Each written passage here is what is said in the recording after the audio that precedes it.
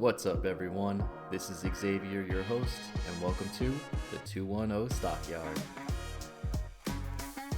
This episode, we're going to be talking about the San Antonio Brahmas wide receiver room. So the Brahmas selected a total of 5 wide receivers back in the November draft that was held in Vegas. They started off with Kendrick Rogers, then Jalen Toliver and Wright, and then we finished off the final rounds with Vasher and Travis Johnson. So let's go ahead and take a closer look and see what each one brings to the table. Kendrick Rogers, Texas A&M, 3rd round, 19th overall. He's 6'4", 204 pounds from Frankston, Texas, and was a 3-star recruit coming out of high school.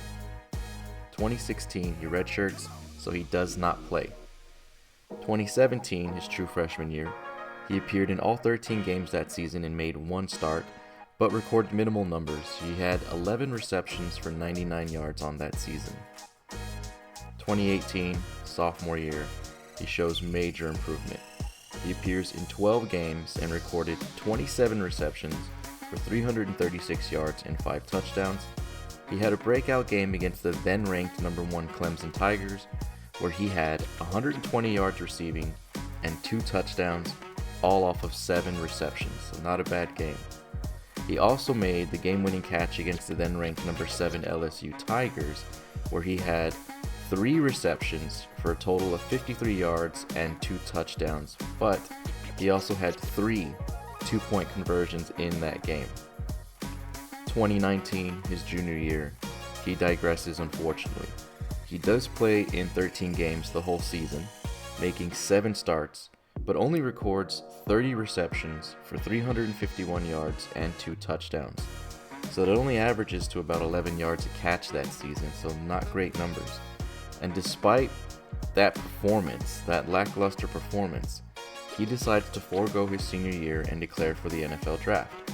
He goes undrafted, but was signed by the Dallas Cowboys, but ultimately released on August 9th of 2020. Jalen Toliver, Arkansas Monticello, 4th round, 30th overall. He's 6'3", 210 pounds from Rayville, Louisiana. In 2014, his freshman year, he appeared in 9 games and recorded 17 receptions for 188 yards and 2 touchdowns on the season. Sophomore year, 2015. He's named to the 2nd team All-Great American Conference and appears in 11 games and records 39 receptions for 781 yards and 7 touchdowns. He averaged 71 yards receiving a game that season. 2016, junior year. He shows major improvement as he's awarded to the Don Hanson Division II All-Star Super Region 3 team and was a unanimous All-Great American Conference selection first-team member. He led the Great American Conference that season in touchdowns, receiving yards, receptions, and yards per catch. He was also the first player in school history to record over 1,000 receiving yards in a season since 2004. 2017, his senior year. He plays in 11 games and records 67 receptions for over 1,100 yards and 16 touchdowns. He was a member of the first team All-Great American Conference and was the Great American Conference's Offensive Player of the Year. 2018, he goes undrafted, but signs with the Arizona Cardinals and plays in 3 games for them in 2019. He was then waived and bounced between practice squads from the Tennessee Titans and Kansas City Chiefs. He enters the 2020 XFL Draft and is selected in the 4th round by the then Tampa Bay Vipers. And prior to the league season being suspended, he was ranked the 4th receiver with 297 yards off of 21 receptions and 1 touchdown. And prior to him being drafted to the San Antonio Brahmas, he was a member of the Edmonton Elks in the CFL. Wright, Purdue, 8th round, 62nd overall. He's 5'11", 180 pounds from Memphis, Tennessee. He played his first 2 seasons in JUCO at Coffeyville, where he also ran track and qualified 16th nationally in the 60-meter dash. 2016, his sophomore year. He records 50 receptions, totaling 805 yards and 8 touchdowns, and averaged 73 yards a game that season. He was also ranked the 11th in NJCAA in receiving yards that season, and returned 17 kicks for 509 yards and 1 touchdown. 2017, his junior year. He transfers to Purdue and plays in 12 games with 3 starts. He totals 29 receptions for 274 yards and also had 5 rushes for 43 yards. 2018, his senior year. He plays in 13 games and makes 28 receptions, totaling 468 yards and 5 touchdowns. His career high came against Iowa, where he tallied 146 yards in the air and 3 touchdowns.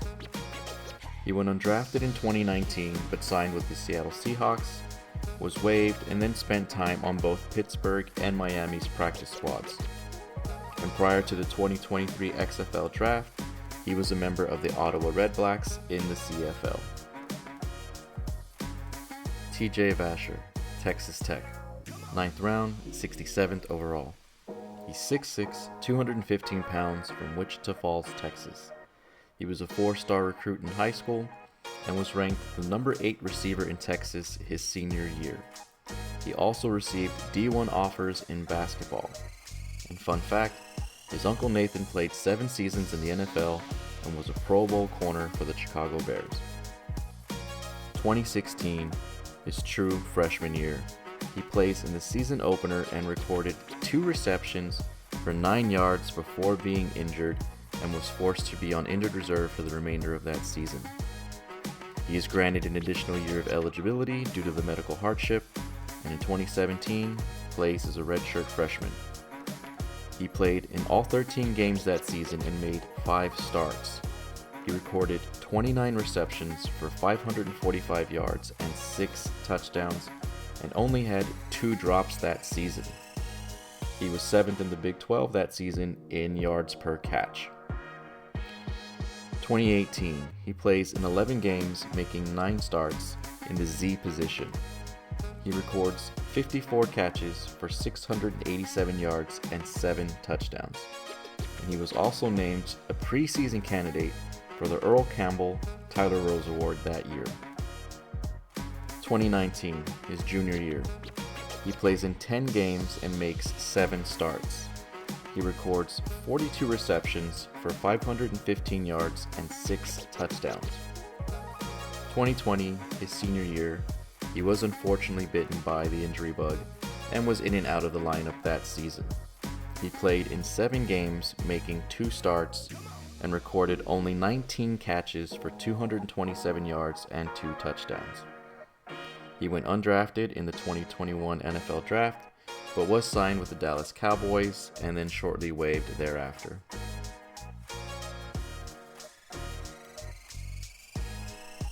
Travis Johnson, Montana State, 10th round, 78th overall.